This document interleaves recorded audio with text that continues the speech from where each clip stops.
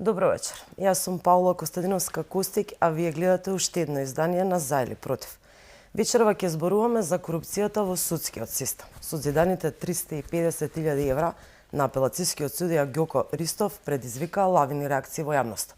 Но нема да зборуваме само за ова, ќе зборуваме и за актуелните случувања во судскиот систем и за состојбите на правосудството. Со мене вечерва, мои вечерашни гости кои што ќе дебатираат на оваа тема е господинот Благоје Пандовски, председател на Transparency International и адвокат. Добро вечер. Добро вечер. И адвокатот Сашко Дуковски, веќе многу добро познат на јавноста. Добро вечер и ви благодарам што ја прифативте поканата. Добро вечер, ми беше чест да ја прифатам вашата покана. Јас веднаш би почнала со она што е најактуелно и што ја бранува јавноста овие денови. Имаше лавини реакции, навистина неверојатно, како некое филмско сценарио.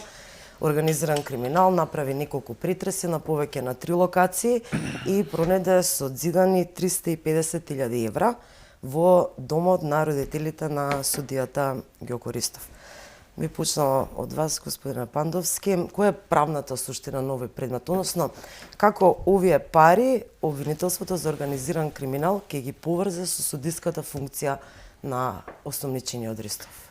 Па видете вака, најпрвин многу е неблагодарно да се коментира предмет кој се уште во фаза на истрага, бидејќи знаеме дека истрагата има доза на тајност, информациите кои се внатре, работите кои се случуваат во текот на истрагата, меѓутоа ако земеме, нажалост сега ќе мора малце да шпекулираме, ако земеме во предвид за какви кривични дела би му се ставиле на терет и кои се всушност кои се карактеристиките на овие кривични дела, тоа се перење пари и други приноси од кривично дело и противправно стекнување и прикривање на средства, тогаш мора да се каже дека за да се оствари на некој начин битието, за да постојат претпоставки за поведување на кривична постапка, би требало овие пари кои што се најдени, можеби постои некој друг имот, нели, станови и други типови на имот, треба да се стават во функција на овие, да се вградат во битието на овие кривични дела. Што би се кажало дека во делот на перењето пари и други приноси од кривично дело би требало судијата сега, нели, предмет на оваа истрага, овие средства кои што се најдени и кај истиот треба да постои, треба да бидат негови, односно треба да бидат предмет на кривично дело или требал да знае дека се предмет на некое кривично дело, да се пуштат во промет, да се раситнуваат, да се претвараат, да се складираат и така натаму, со цел да биде исполнето битието на ова кривично дело. Кај другото кривично дело, функцијата на судија, нели, вршител на јавна функција е битна, но таа е битна само во дефинирање на делот на тоа дека истиот не пријавил имот кој значително ги надминува неговите приходи, односно. Да, тука ќе морам да ве прекинам една информација која што обвинителството за организиран криминал ја потврди. Постои имот во Скопското Авталиџе, неверојатен огромен стан, околу 140-160 квадрати. Предпоставувам не беше официјално кажано дека е дел од нели истрагата овој, меѓутоа вршени се претреси на 3 локации и обвинителката потврди дека да, постои имот кој што не му е пријавен во антикорупцијска, меѓутоа не може тука да станува збор за прекршачна, мора, нели, веќе станува збор за кривична одговорност, бидејќи примањата кои што овој судија ги имал години наназад не соодействуваат со имотот кој што тој го поседува. Дефинитивно, затоа кажав, било каков имот, овие 350.000 евра најдени, да речам по оној мексички систем вградени во зид или некаква недвижност, сите тие имоти треба да бидат ставени, односно треба да ги исполнуваат, треба да бидат дел од битието на кривичните дела кои што му се ставаат на терет. Во спротивно, сметам дека во текот, дури да се покрене обвинение, во текот на кривичната постапка обвинителството ќе има навистина големи проблеми да го докаже постоењето на кривичното дело. Така, во однос на друго кривично дело перење пари, ако не се ставени парите во оптек, а не се. Не, таму е и складирање, односно во делот може да биде исполнето. Меѓутоа како треба да се гледаме веќе дека одбраната таму излезе со некакви, прво имаше дека се од земјоделски приходи, понатаму имаше продажба на некакво земјиште за волтаеци и така натаму. Сега, секако дека во текот на постапката можеби ќе треба да се направи вештачење, да се докаже потеклото на тие пари, да се види дали воопшто се поврзани, како ќе ги поврзат со судијата. Тие се најдени вградени во зид кај неговите родители. Ме разбирате? Тука има многу работи, можеби обвинителството располага со некакви докази, меѓутоа во оваа фаза на истрагата ние тоа не може да го знаеме. Господине Дуговски, вие што мислите, дали до сега обвинителството за организиран криминал си ја заврши добра работата? Работата не е завршена, истрагата е се уште во тек, меѓутоа од она што е јавно изнесено од нивна страна на брифингот, соопштенија, вчера и навистина се пофалија дека се потрудиле, комплексен предмет, особено затоа што станува збор за лице со влијание. Дали според вас до сега си ја вршева работата, не е завршена, меѓутоа до она што сега што е веќе јавно излезено? Вака сега, јас секогаш се ограничувам да коментирам во детали предмети во кои што јас не учествувам, затоа што тоа пред се непрофесионално, а од друга страна е и лошо воспитување да коментирате нешто во кое што не учествувате. Но две работи ми падна во око и ми бодат очи, па од тоа може да се изведе заклучок дали обвинителството ја завршило својата работа или не ја завршило. Прво, не можеме да речеме персе дали ја завршило работата или не ја завршило, од проста причина што станува збор за што току започната истрага. Тоа донесена е наредба за спроведување на истрага и таа ќе тече. Се додека тече се спроведуваат докази и додека таа не заврши со тоа и целта на истрагата дали ќе се подигне обвинение или ќе се запре постапката против некое лице, секогаш може да се изведуваат нови докази, затоа што се работи за една масивна машинерија што ја располага обвинителството за организиран криминал и корупција во вид на истражители, на експерти и така натака. Тоа е една навистина масивна машинерија, но две работи ми падна не можеме во овој момент да речеме дали добро или лошо си ја завршиле работата, но неколку работи мене ми падна во очи, кои што не морам да учествувам во предметот за да можам да ја коментирам. Првата работа, перење пари. Перење пари, јас слушав пресконференцијата односно излагањето на обвинителката која што го води тој предмет и секако не можам да се согласам со тоа. Сега ова што го кажам, јас го кажам исклучиво како адвокат и како правник. Значи, тука нема политика и не го коментирам предмет. Значи, за да постои кривичното дело перење пари, вие морате да имате предикативно кривично дело. Значи, не држи ставот на обвинителката, која што вели дека во тоа кривично дело освен пуштање во промет и пари кои што потекнуваат од некое кривично дело, има дел каде што вика криење. И вика тоа кривично дело, тој облик на извршувањето на кривичното дело не се користи често и ја ќе се согласам со тоа дека не се користи често. Но не може да постои кривично дело перење на пари од член 273 додека немате вие кривично дело од кое што потекнуваат тие пари. Дали се тие, лупам сега, не може судијава да биде обвинет, дали се тие пари од дрога, од мигранти, од оружје, или пак од злоупотреба на службена положба и овластување или тргување со влијание. Но вие морате да имате предикативно кривично дело. Потврдувам, морате. Не можете вие да донесете наредба за спроведување на истрага и да барате притвор, ако немате предикативно кривично дело, а некого сомничите и за кривично дело перење пари. Тоа е нонсенс за мене. Јас не можам да се согласам со тоа и да би резимирал тука дека до сега за мене има сериозен проблем обвинителството затоа што самото вели дека нема посебни истражни мерки. Дали ќе излезат или нема да излезат, не знам.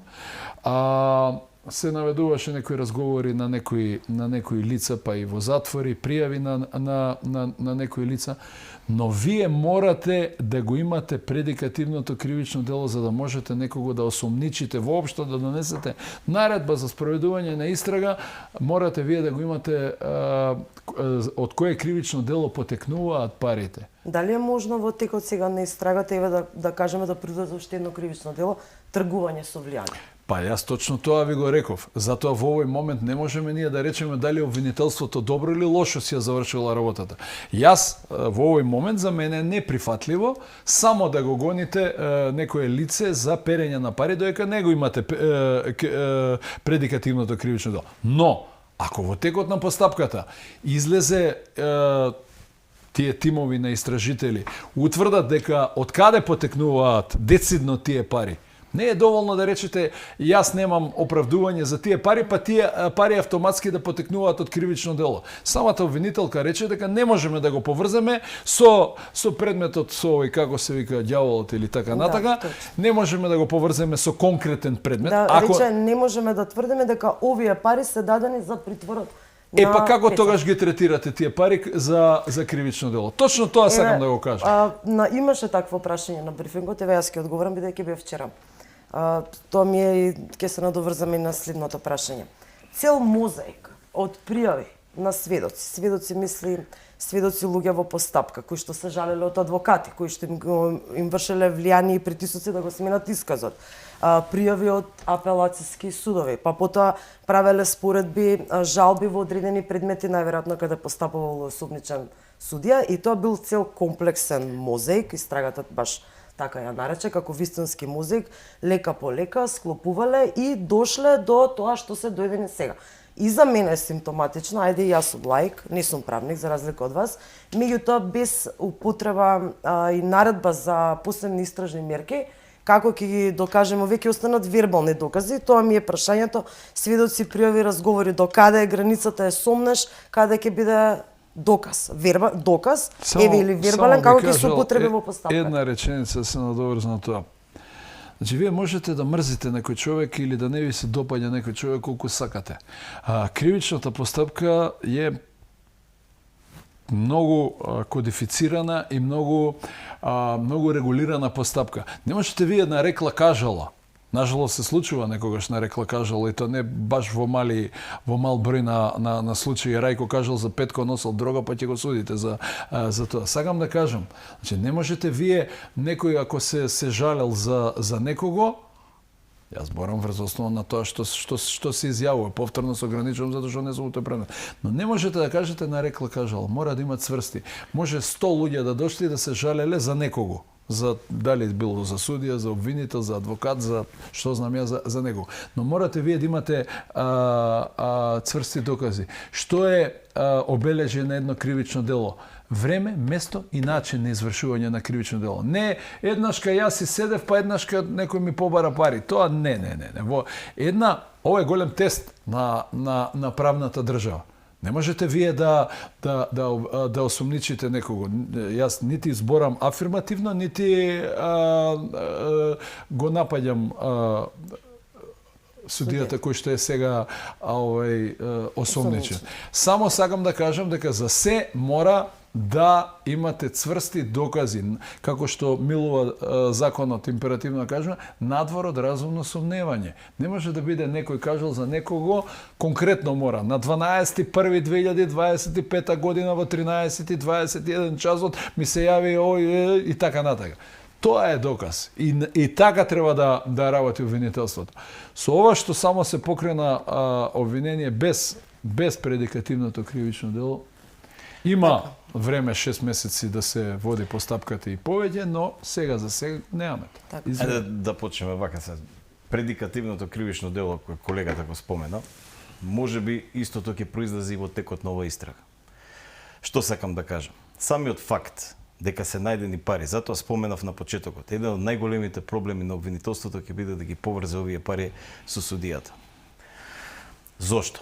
Замислете вие, имате сума од 350.000 евра, кои на некаков начин се поврзуваат со судијата, така? Тие пари не се никаде пријавени. тие мора да бидат предмет на некаков приход. Дури и да е реален, односно да биде легален приходот, тие пари, доколку се земени на рака, доколку не се пријавени во управа за јавни приходи, имате даночно затајување. И даночното затајување е кривично дело кое може да биде предикативно. Не знаеме во овој момент, затоа убаво кажа колегата, неблагодарно е да се дискутира додека е во предмет на истрага. Не знаеме со што располага истрагата. Кога сите би знаеле со што располага истрагата, не би била истрага, не би била тајна. Може да постојат некакви си сведоци кои што може да постојат луѓе да бидат дел од таа низа лепеза на сведоци која кажавте, луѓе кои самите ги дале тие пари, кои што може би имаат извод од банка дека направиле некакво коруптивно дејствие, па не им завршил работа, па сега го пријуваат. Не знаеме. Меѓутоа, нели е доволно... Видете сега, сакам друго да кажам. Лепеза, односно склоп на, како да кажам, докази, сведоци и така натаму. Знаете како? Во нашето кривична правна пракса. Сум имал и такви ситуации досега како не сум бил тогаш бранител, сум бил на страна на оштетениот. Сум добил пресуда за многу посериозно дело за сторничко здружување, каде што врз основа на таква лепеза од докази, они го нарекуваат синџир на докази и ситуации кои што поврзани помеѓу себе даваат неоснован доказ дека кривичното дело е извршено. И тука има недостаток. Зашто? Затоа што тоа, да речам резонирање, тоа поврзување на кривичните дела, тоа е резултат на судиското убедување. Нешто што судијата може да го има, судиското резонирање, меѓутоа, ако сакаме да имаме правна држава, ние не сме дел од оној Commonwealth систем, ние сме дел од правна држава по континентално право. Кај нас законот владее. Во законот, сите действија кои што се пропишани, сите елементи на кривичното дело, мораат да бидат исполнети и мораат да бидат докажани во текот на постапката. Така да јас тука не бидел со онаа лепеза на сведоци и случаи и така натаму, меѓутоа, многу е битно, доколку се покрене обвинение, доколку истрагата резултира со некакви си докази, можеби сега ќе се вештачат некакви електронски направи, не знам, телефони, изводи од банка, можеби ќе има некакви лаптопи, не е ни битно што све ќе прават во таа истрага. Меѓутоа, доколку произлезат докази, затоа и составени две кривични дела му се ставени на терет. Доколку произлезат докази, доколку се докаже едното кривично дело, прејудикативно можеби ќе се докаже и другото кривично дело. Дали тоа ќе се случи? И јас не би сакал да коментирам, не учествувам во тој предмет, можеби требаше да го повикате неговиот бранител да ви коментира, меѓутоа во оваа фаза е многу неблагодарно да коментираме. Но има една работа тука која што да, истрагата е затоа да се утврди дали има елементи на некој кривично дело. Но не можете вие да ја барате најтешката мерка за обезбедување на присуство на обвинетиот со сите тие точки, повторување на делото, влијание на сведоци и така натака, а ја немате основната работа. Значи, не можете вие да дадете 2 дела, 10 дела или едно дело независно. Значи, мора да ви е подкрепено. Каде ви е? Значи, јас зошто не го коментирам првото дело? Првото дело можеби имале некои основи на сомневање и тука може да помине во оваа фаза да има основи на сомневање. Ама овдека го немате основниот услов за постоење на кривичното дело перење пари. Дали ќе излезе или нема да излезе е друго. Јас сакам да ви кажам, вие носите наредба за спроведување на истрага пред 2 дена, 3 дена, колку беше, покрај првото кривично дело од 359 носите наредба за спроведување на истрага и за перење пари. И сега фактички врз основа на тие 2 кривични дела барате притвор. А тоа кривично дело не е подкрепено со кривичното дело од каде произлегува. Не може така. Добро, дали ќе се согласите? Одземање на пасошот и куќен притвор. Да, сега ми беше притворот куќниот притвор е исто притвор. Притвор е, меѓутоа сакам да кажам, таму најверојатно, сега јас го немам видено решението, меѓутоа нели обично дадат по сите оние 3 точки. Едно од нив е можноста да се прикрие кривичното дело. Сега ако земеме во предвид дека тука имаше огромна телевизиска акција кај што ги бараа парите, А ако го пуштиме на слобода, па може би има уште во некој зид таму пари. Не знам, стварно не знам. За мене е спорно зашто неблагодарно е да коментирам. куќен, искрено тоа е спорно, меѓутоа еве пред да почнеме за притворот, јас мислам дека двајцата ќе се согласите со мене. Нели е доволно индикативно да 350.000 евра се задзидани во кујната кај мама. Ако тие пари, по логика, еве, мислам и публиката не се сите правници, вие сте правници и се држите да доказите. Мене тоа ми е јасно, меѓутоа ја како новинар мора да ве прашам. Народот како ќе поверува дека судијата е чист, ако мене парите ми се чисти, никогаш не би ги зидала во кујната кај мајка ми. Или ќе бидат на сметка, ако не верувам на системот банкарски, на банките ќе бидат под перница. Ова да биде прво влегли истражителите, мораме да го кажеме, беше кажано на брифинг. Влегли истражителите првиот пат. И нашле некоја зацементирана дупка, кај што наликувала на сев, меѓутоа била празна. И сега, и ја да сум истражител, ќе речам, аха, овде се криело нешто. Имам дојави на сведоци, ми побара 10.000, ми побара 100.000, значи 100.000 биле побарани за притворот на Пецов, тоа го кажам винителство, биле побарани толку, ми барали толку. И ако ја имам цел мозек на сведоци, и викам, аха, човеков толку години бара пари за да носи одлуки. Сведоците кажува за негово постапување на одредени одлуки во апелациониот суд. Човекот има влијание, сега веќе нема во домашен притвор, и суспендираме влијание. Сега, кога самото тоа што париве се во зидот, нели е доволно индикативно дека тие пари се од некое си, како да го нарековте, некое си предикативно претходно дело. Претходно дело, да разјасниме малку за јавноста, бидејќи нели не се Павле, јас ве разбирам вас и ја разбирам целата јавност. Моментално, кога ќе се случи некој ваков предмет, кога медиумите ќе почнат нели да известуваат, а земајќи во предвид генералната доверба во судството, земајќи во предвид во каква ситуација се наоѓа државата во борбата против корупција, тоа е бум. И сите викаат, му најдоа пари, мексички филм и така натаму. Да, притисокот на јавноста постои. Меѓутоа, за да има нешто, пак ќе кажам, глупаво е да го коментираме во период на истрага. Меѓутоа, треба да имате поврзаност на тие пари со судијата Ристов. Значи, треба да има поврзаност. Тие се најдени во домот на мајка му, така.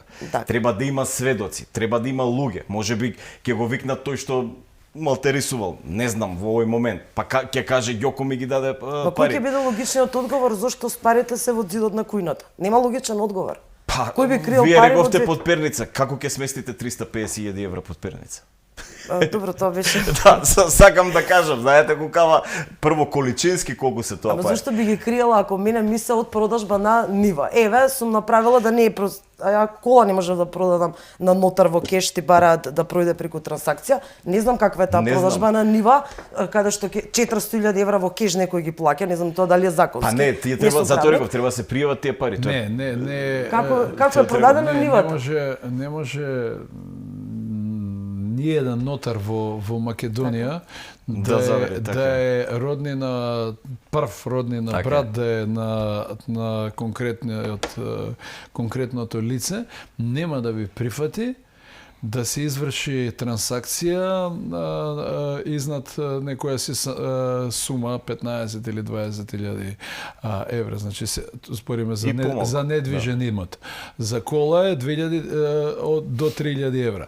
Значи нема да ви го изврши тоа. Значи тоа многу лесно се докажува дали се парите од продажба на некаков имот или не е од продажба на некаков имот. Значи ќе се види ако од продажба на имотот, значи договор за купопродажба на недвижност се чува трајно кај нотарот. И тоа е 5 минути работа, ќе влезе Па истражител. немаше Ѓоко да биде во притвор.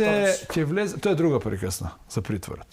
Ќе влезе истражителот кај нотарот, ако се повика он дека сум го продал ја таа и таа нива, кај кој нотар, кај Филјан, човек, нотар ќе се отиде кај него, ќе се види, има, нема тука многу филозофија, ако има, се проверува има. веднаш.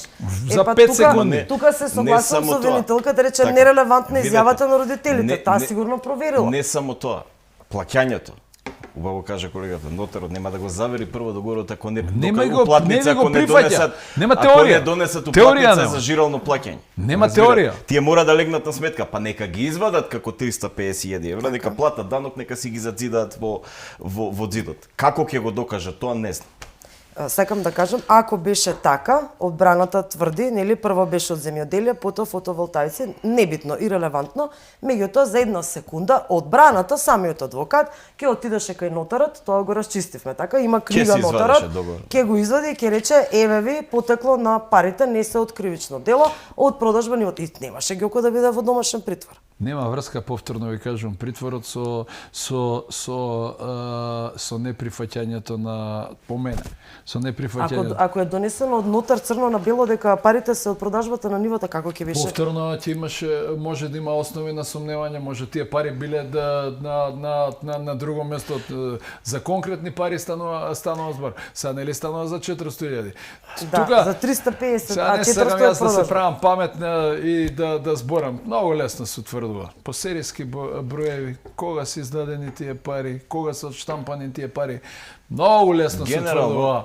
Многу лесно се утврдува. Во тек е финансиската истрага, така Генерално беше вие најавено. кажавте, нели, 100.000 евра за ѓаволот, споменавте некој Да. имало светот и така Да, за натаму. притвор. Знаете како? Кога се во прашање, тоа е подкуп. И сега кога е во прашање кривични дела поврзани со корупцијата. Едни од најтешките дела за докажување се доколку не ги фатите инфрагранти, извршителите. Зашто? дело. Така е, на дело. Ако ги фатите во дело, вие во моментот ги имате парите и го имате извршувањето на кривичното дело, имате докази. Доколку не ги фатите, вас колку и да обезбедите низа на сведоци и докази во текот на постапката, секогаш ќе го има оној момент на прашалник дали навистина баш тие пари се предмет на тоа кривично дело. И ако не се, каде се тие кривични пари?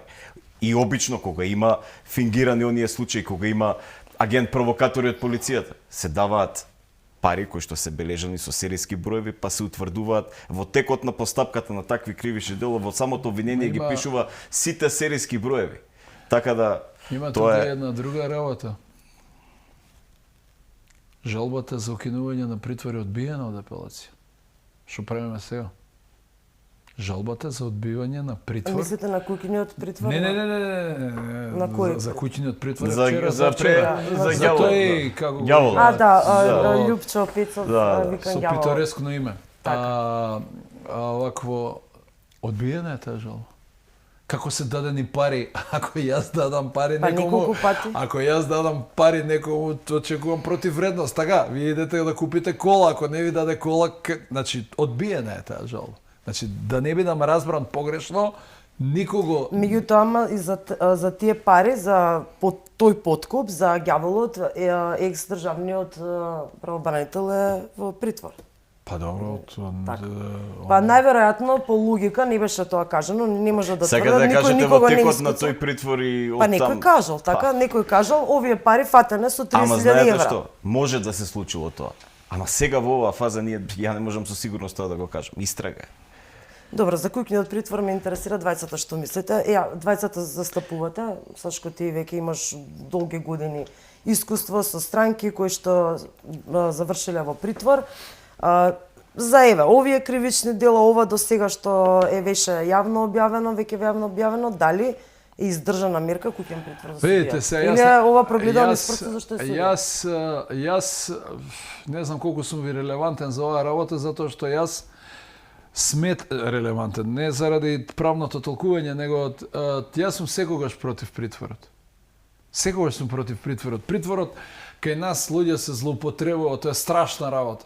Јас имам сега 10 месеци човек во притвор за 3.000 денари. Подкуп? Подкуп. Полиција 3.000 денари. Па како може? 3.000 денари има подкуп. Па како може ова за 350.000 евра некој се дома се реглија? Куќен притвор знаем. Плюс влијание врз сведоци. Тој е влијателен човек. Влијание врз сведоци, иако во моментот е суспендиран. Не го знаеме тоа. Ама може да има од дома влијание врз сведоци. Може би има во решението, не знам јас.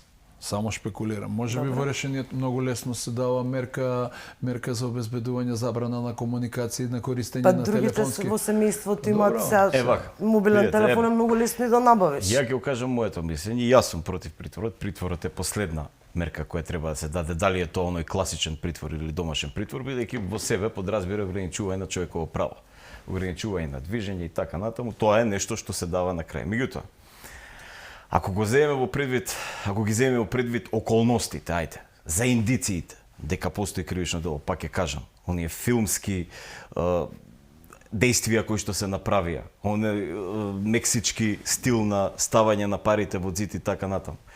Барањето на повеќе локации на парични средства, скенирањето најверојатно на ѕидови и така натаму, свежи малтери, све она што простори во јавноста, па откривање.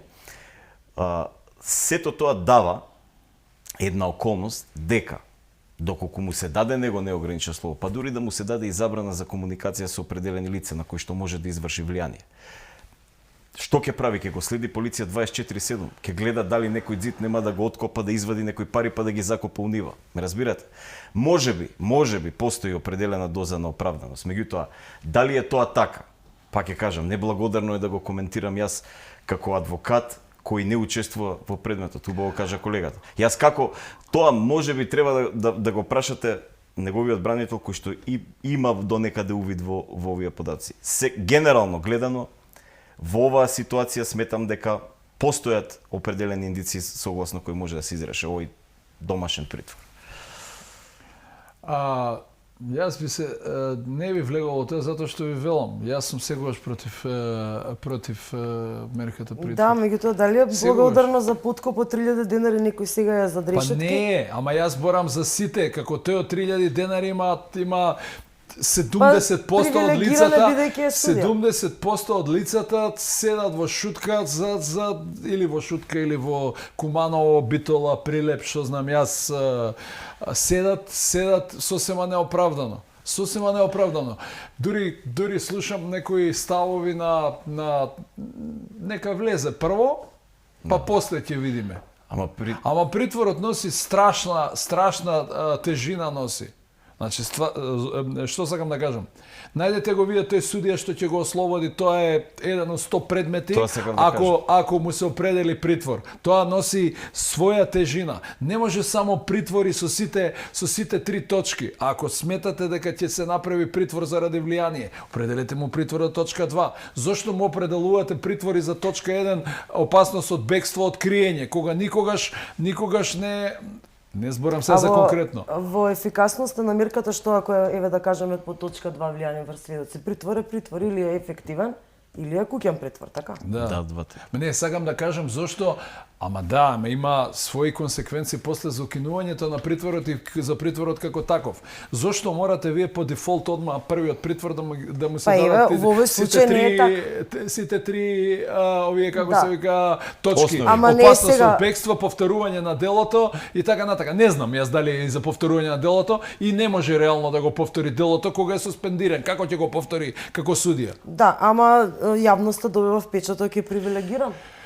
Значи, еве сами кажувам, може и прикривање на докази да биде. Дека луѓе кои што за многу поситни дела се ние се стремиме да борба кон корупција, тешко ако не е фатено дело. Ништо не правите вие за решавање на борбата против корупција. Ништо вие не решавате со борбата на корупција. Во модерните демократии на првото рочиште имате како мерка за замена. На првото рочиште јас сум бил по некои европски земји и сум видел како тоа изгледа. Зошто ние тоа не би го превземале. Значи на првото рочиште основи на сумневање колку е наводната штета или така натака или па ќе се определи некој екстремно висок износ на гаранција дека нема да се даде у бегство или да влие пасоши, масоши и сите тие работи. Зошто секогаш да се оди на притвор? Значи ја не зборам за конкретниот случај, генерално зборам. Точно вие сте управо, некој за 3000 денари, некој и сега кај народот се стекнува. Ама обичниот човек притворот го изедначува со казна. Знаете, го изедначува со казната и зошто не му е определен притвор? Притворот е мерка за обезбедување. Знаете што вика Страсбург? Страсбург вика па знаете еве сега од овие предмети што беа порано, колку предмети падна на Страсбург заради небалансиран притвор. Значи, секој месец на 30 дена судот по службена должност оценува дали има потреба за определување на притвор. И вие кои ќе земете 10 решенија за секој месец, тие се разликуваат само од кривичен сојот, се разликуваат само по датумот. Секогаш постои опасност од бегство и така натака. Сакам да ви кажам, и Страсбург, и Европскиот суд, и сите модерни демократи, значи, притворот мора да се употребува само во исклучителни случаи, а не да биде пракса. Да, ма кај нас е Генерално, селективно. Тоа ми е Селективно е секако. Ако збориме за селекција, како тоа некој искаче од притвор во фаза на истрага со депонирање на милион евра, со согласност на обвинителство и така натака, а некој со карцином па седи со месеци. Треба и тоа да се отвори, а не само некој дали бил. Значи мерката притвор се злоупотребува. Апсолутно. Тоа ми е констатацијата. Генерално се злоупотребува, но во оваа ситуација не може да кажеме дека се злоупотребува, бидејќи немаме податоци. Ја истото прашање го Сакам поставив на кажам. обвинителката се повика на боледувањето на судијата. Тоа е А исто. боледувањето на Само вака, судијата само- го вади дента кога почнуваат Само претресите. генерално за притворот сакав нешто да додам, дека да, притворот е најостра мерка, притворот го ограничува правото на движење, навлегува во основните човекови права и слободи, затоа и Страсбург така го третира. Меѓутоа, како да ви кажам, од друга страна, притворот има и определена процесна тежина. Процесна тежина према судиите и тежина во одлучувањето, бидејќи кога тој ќе се даде ситуации каде што главно доказите укажуваат дека не постои кривично дело, тие ќе му дадат кривично дело само за да го оправдаат времето поминато во притвор. Најчесто се случува, често и мене ми се случува, ќе ти дадат казна толку колку што човекот бил во притвор и никому ништо. Така. Време е за реклами. Се враќаме веднаш по рекламите, останете со нас.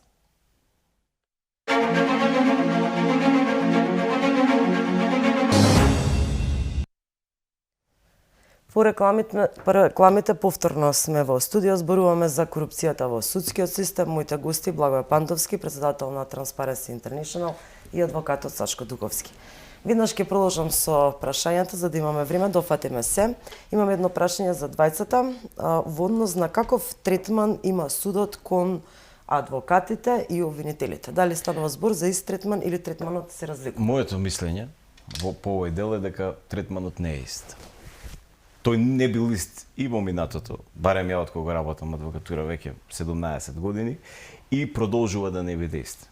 Знаете како? Кога сте бранител во одредена постапка, кога имате обвинител наспроти себе и кога имате судија кој треба да биде една вага, еден рецептор кој ќе ги прима наводите дадени од двете страни, вие мора да обезбедите еднаквост. Не можете вие, мене ми се случувало во постапки, јас мора да се појавам како бранител. Судијата се јавува, го бара обвинителот каде е, дали може да дојде, дали не може да дојде, се одлагаат рочишта. Прво да земеме од тој аспект. Второ, знаете како, во многу постапки, новиот закон за кривична постапка, измените кои што се направија таму, се направени во контекст, тие се мешавина од континентално и common law право, особено вкрстеното испрашување, се направени во делот да може да се побиваат сведоците, односно со вкрстеното испрашување да излезат на виделина определени невистини кои сведоците ги кажуваат. И тоа треба да овозможи определена еднаквост. Меѓутоа процесно, ние сме сведоци дека голем број на обвинители се уште добро не располагаат со вкрстените прашања. Судот тоа го дозволува.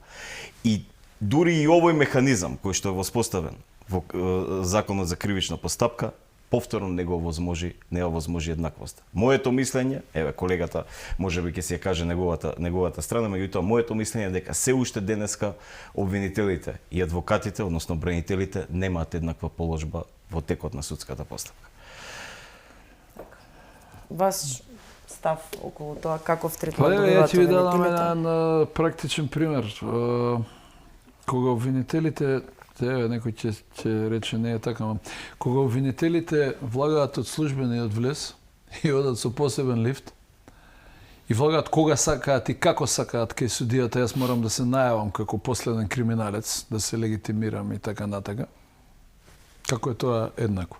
Второ, Лошо би било да се збори за сите суди и за сите обвинители. Имате суди каде што апсолутно не имате суди, повеќето од суди се каде што неќе да дискутираат за тоа, но не мал број пати сум бил присутен кога судија и обвинител се договараат у третиот ред на обвинението, смени ги овие зборови, ова действие на извршување да помине, особено од кога ќе се укине пресудата. И не може вие кога носите предлог за притвор кај судија за претходна постапка, да седите 2 сати кај тој судија на претходна постапка и ако се 10 обвинети да кажувате според ваше вие сте само странка во постапката. А не можете вие да кажувате овој е многу голем криминалец, а уште само што почнала постапката. За овој притвор и на еден начин да се договорите и тука бранителите доаѓаат како некаков вид на украс, што страшно ми смета. Значи немате тука борба на оружје. Значи имате нееднакви странки. Имате нееднакви странки и јас не можам да речам дека било когаш, ја прилично долго се занимавам со оваа работа, 33 години, регистриран адвокат, значи никогаш адвокатите не биле исти со судиите. Со обвинителите. Значи многу пати сум се довел да имам лично чувство дека се една страна судиите и обвинителите, а ние сме друга страна и сме како некои чирови кои што всушност учествуваат да направат некоја збрка, а они во нивниот идеален правнички свет и поимање на правото ќе си го решат тоа, ама еве ние се тука, па имате некогаш и лутење од страна и на суди и на обвинители, зошто ти така го браниш некого? Чисто за професионална работа, затоа што ти е должност тоа и на тоа те обврзуваат и сите можни конвенции. Но сметам дека не сме еднакви. Апсолутно не сме, тоа е чувство што е горко чувство кај мене. А не сум, апсолутно сум сигурен дека ни нашата еснавска заедница, адвокатската комора на Македонија, нема многу направено, да не речем воопшто нема направено, за подобрувањето на функцијата на бранителите во кривичната постапка. И на крајот на денот, видете ги донесувањето на законите. Јас бев единствен адвокат во 2010 година која се донесуваше овој сега нов закон за кривична постапка. Значи, видите ги сега колку адвокати учествуваат во работа, да речеме, на донесување на измени на кривичен закон или на закон за кривична постапка.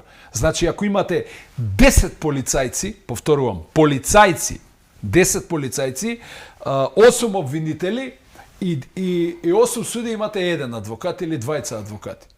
Значи, недозволиво е тоа. Јас имам впечаток дека не се носат ослободителни присуди, особено кај што постапува обвинителство за организирање. Јас ќе ви кажам една работа, исто тоа што прилично ми смета. Еве, нека ме побие некој, ама со факти нека ме побие. Со факти, не е така да ми каже, кафански муабет, не е така. Успехот на обвинителството за организиран криминал и корупција е, ајде да не речам 100%, на нивните обвиненија. Еве ќе се ограничам, ќе речам најмалку 95-98% од нивните обвиненија. Дали вас тоа ви изгледа дека е логично? Дали може секој предмет да биде така обработено? Безпрекоран со толку докази, со толку. Јас ви гарантирам дека во Северна Кореја немате таков процент на успех. И тоа е една chain reaction.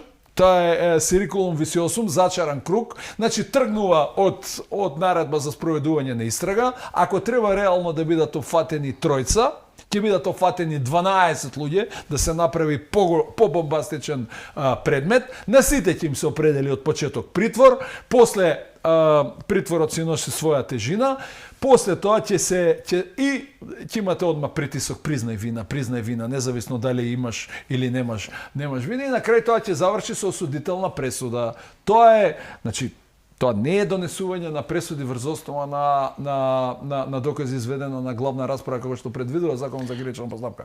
Тоа е едноставно како да кажам, кадија те тужи, кадија те суди. И тоа е недозволиво.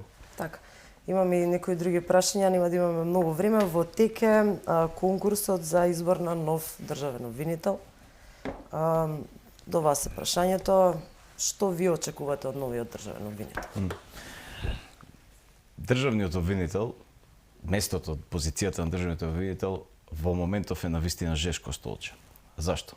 Новиот државен обвинител кој ќе дојде, јавниот обвинител на Република Македонија, тој треба да биде човек кој во себе ќе спои повеќе квалитети, односно повеќе карактеристики. Сите знаеме и тоа е факт кој е докажан во многу истражувања, вклучувајќи го и Националниот систем за интегритет кој Транспаренси го изведи, дека обвинителството се соочува покрај со оние проблеми кои ги има во делот на самите обвинители, се соочува и со голем дел на проблеми поврзани со ресурсите на самото обвинителство. Значи, ниту една година не им се доделува оној законски буџет, дел од буџет кој што треба да го добијат. Не дека некој се бунеше. Да, се кажуваше вавност, меѓутоа треба да се направат определени менаџерски дејствија. Значи, новиот обвинител пред се треба да биде менаџер, треба да биде борец кој ќе се избори тој законски минимум кој што им следува по закон, обвинителството го добие како буџет. Морам само една реченица. И да ги собере од Кеј во 9:30 треба да се работат со странки. Ќе го кажам, а не момент да пијат кафе на Кеј, јас ги гледам виде, секој ден. Вака се. Паула, Мислам, тоа е констатација, факт. Тоа е еден од работите кои понатаму ги кажам. Значи, пред се мора да биде добар менаџер и треба да го обезбеди буџетот. И домакински да го упути. Второ. Она што го кажавте сега, значи, тој треба да биде, знаете, обвинителството е како војска. Тоа е по принцип на хиерархија и субординација. Тоа го пишува и во законот. Новиот јавен обвинител треба да биде човек кој ќе воспостави ред и дисциплина во јавното обвинителство. Новиот јавен обвинител треба да врши увид во работата на обвинителите, да види како тие си ја вршат функцијата, дали ја вршат совесно, дали имаат определени недостатоци во нивното вршење.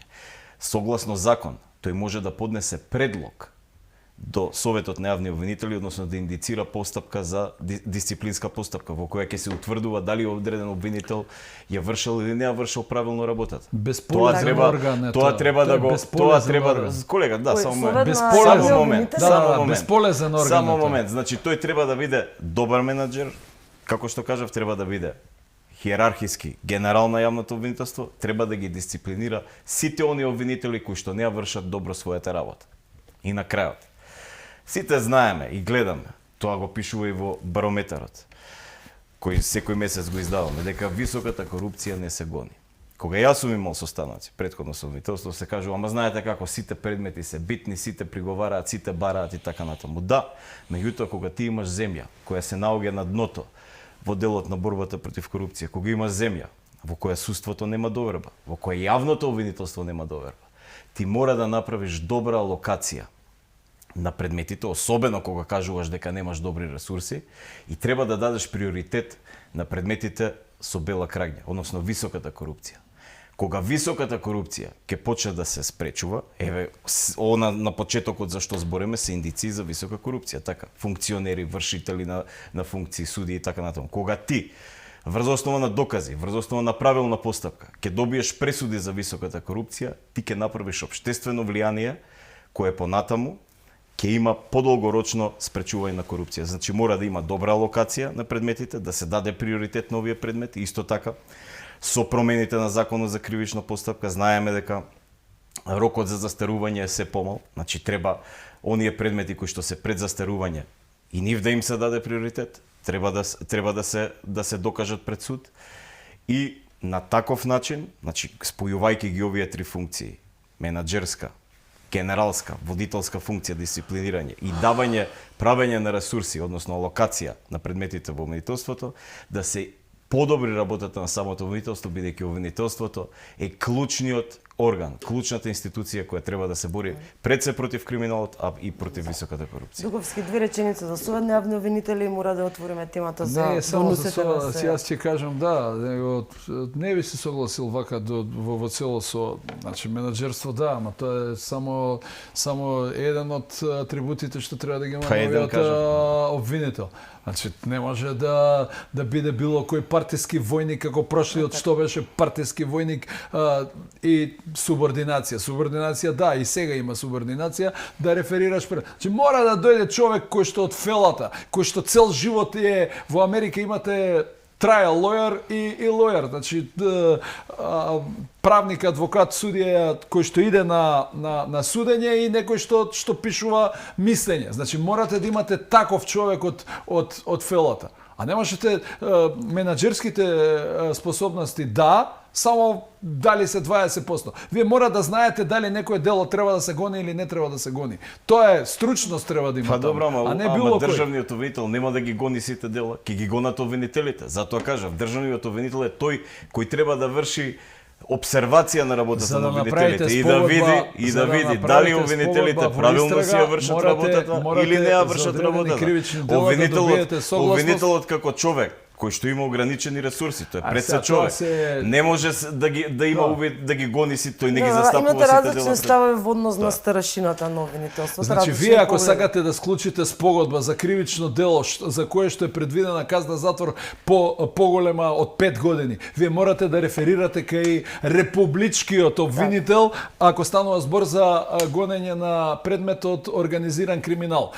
Како некој си голем менаџер а туп правник вас ќе оцени дали вашата спогодба што вие го работите тој предмет е добра или не е добра. Затоа велам мора да биде пред се и над се стручен. А сето друго е стручноста е предуслов. Има во законот колку години треба да има искуство. Не секогаш знаеме искуството значи стручност. Мислам барем кај нас. Па тоа збораме. Имаме уште многу кратко време, сакам стварно темава бонусите на СЕО, бидете многу кратки. Па бонусите на СЕО се една страшна работа која што видовте поранешниот јавен обвинител како да не речам, фактички разреши два обвинитела, не ги разреши, им фингираше на едниот постапка, на другиот дисциплински постапки. Зашто? Затоа што сакале да ја уважат жалбата на една политичка партија точно за тие бонуси. И никому ништо. На една мастодонска асоциација како поранешното СЕО се сакаше тоа да се заштити. Тие бонусите се страшна работа. 4,6 милиони евра народни пари. 4.000 евра да се зашто? Што? Ама што? Молам? Дали ќе има исход во моментот кај базија предметот во организиран пред Нова година? Една од индициите таму. Погледнете го само ревизорскиот извештај за таа година што кажува. И ќе видите дали се законски или незаконски дадени овие пари. Толку само ќе кажам. Не учествувам во тој предмет, нема да коментирам, меѓутоа еден од работите кои што се индици таму е ревизорскиот извештај за делот кога се додаде. Значи не можете вие прво тоа цело СЕО е една накарадна институција која што ништо не испорача. Таа 17 предмети подигна воопшто со такви ресурси, со такви можности, од кои што половината беа чисти глупости за мерцедеси, за диво градби, за даночно затајување, за обични глупости. И сега вие кога беше Катица во притвор, даде полномошно, тоа невидено нешто, полномошно дава на поранешниот прошлиот обвинител да ги даде тие предмети, па тие предмети се презаведува во обвинителство за организиран криминал и сега мува не ги лази и си вод. И сега не можете вие некому да глумите строгост и да глумите стручност и непристрасност, а од друга страна да правите се да го заташкате предметот, односно да го уништите предметот за тие бонуси. Нели сме сега сите за правда? Ајде тогаш и тој предмет да се извади, па ако нема никакви елементи за кривично дело, нека се запре. Значи, имате неверојатна кумулација на моќ кај обвинителите. Значи, обвинител без мува да го лази, може да ви нареди финансова истрага. Едноставно затоа што не му се допаѓате. Да ви нареди и ако вие немате за некоја безазлена сума за 50 или за 100.000 денари, може да ве гони. На кого ќе одговара? На Советот на јавни обвинители. Дајте ме молам, тоа е тоа е институција, не, тоа е институција која што е направена само некому да ја скине главата или некого да предложи од друга страна за избор. Кога они суштински нешто решиле. Затоа не треба да постојат. Истото се однесува и за судскиот совет. Во делот на само кратко, во делот на Советот на јавни обвинители и судски совет, мое мислење не еднаш го имам тоа кажано. Овие како ако сакаме да бидат функционални тела, ако сакаме да бидат објективни тела, ако сакаме да видиме тела кои правилно ќе вршат избор, кои правилно ќе ги водат дисциплинските постапки, според мене не можете тие тела, не може Советот на јавни обвинители да биде составен мнозинско од обвинители и не може Советот на судии да биде составен мнозински од судии. Тоа е мое мислење. Знаете како? Системот на check and balances подразбира дека доколку вие телата кои што треба да оценуваат како некој си ја врши работата, своји колеги до вчерашни, со кои што со некои биле во добри односи, со некои не биле во добри односи. Ако сакате да обезбедите објективност, вие мора овие тела да ги составите од истакнати правници, нели сега има дефиниција што се тоа со новиот закон за судски совет, што се тоа истакнати правници, меѓутоа мора да бидат инспекторот мора да бидат независни, мора да бидат независни членови кои што не се од фелата која што ја оценуваат. Така, јас се извинувам, од режија навистина мора да привршиме, нас ќе ни треба сигурно уште еден час, остана и многу други прашања. Темата е навистина интересна, актуелности и состави во правосудството, меѓутоа ќе мора да се одјавиме. Јас ви благодарам на двајцата за учеството во дискусијата. Почитувани, се надевам дека го задржавме вашето внимание. Со мене се гледате на наредниот четврток, а до тогаш останете на Алфа.